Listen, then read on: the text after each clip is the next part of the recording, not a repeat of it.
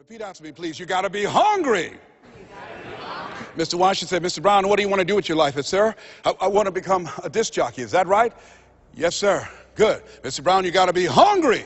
He said, I want you to listen to Paul Harvey. He's the world's greatest communicator. Always find a coach or mentor, someone that's doing what it is you want to do. Watch them. Listen to how he does the rest of the story. Listen to his voice. Mr. Brown, develop your mind and develop your communication skills, because once you open your mouth, young man, you tell the world who you are. And don't forget, Mr. Brown, you got to be hungry. Take the time to develop yourself. So I started training and working on myself. And then pretty soon I came to him. I said, sir, I've been working on myself.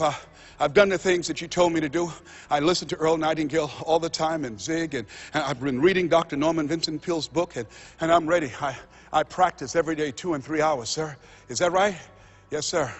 Very good, Mr. Brown. You got to be hungry. I said, why do you continue to say that? Sir, people that are hungry are unstoppable, Mr. Brown. People that are hungry, no excuse is acceptable. Go out and face the music, young man. And don't forget, stay hungry. And know your vitamin. I went to apply for a job on Miami Beach. Milton Butterball Smith was the program director. Hello, Mr. Butterball. How are you, sir? My name is Les Brown, sir. I like to be a disc jockey.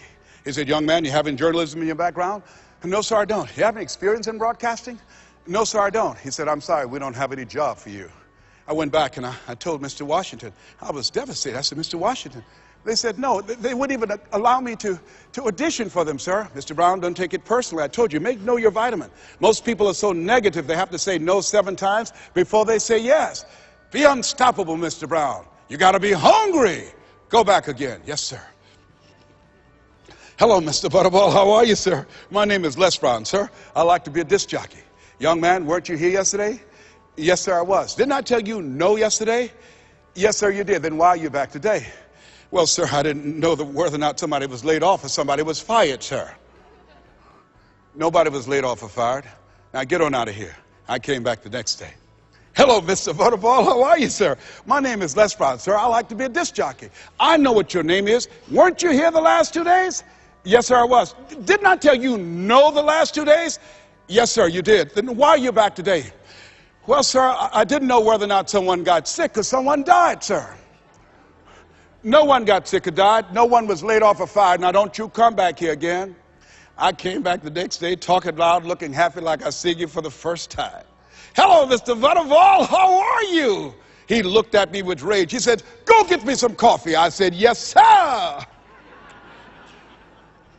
So I became the errand boy for the disc jockeys. I'd go get their lunch and their dinner, and I'd stand in the control room, memorizing their hand movements on the control board and all the instruments, learning everything that I could, because I expected to be behind that microphone.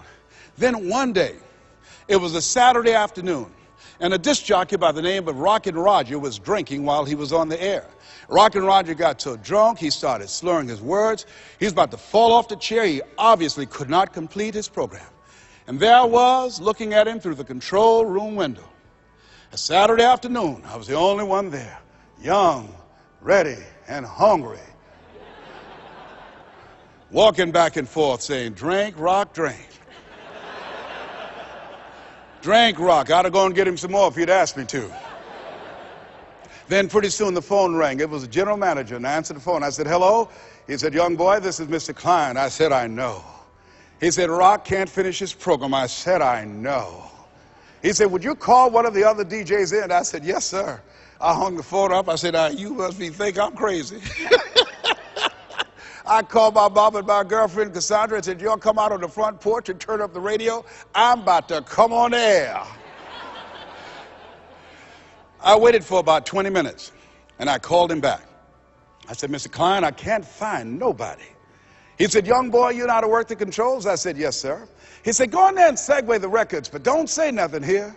I said, yes, sir. I couldn't wait to get old Rock out of the way. I put on a fast record. I said, look out, this is me, LB, Triple P, Les Brown, your platter playing papa.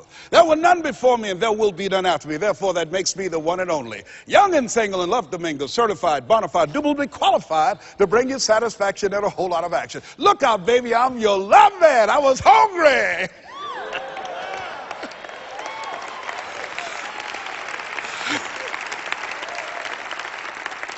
The people that want to step into their greatness are hungry.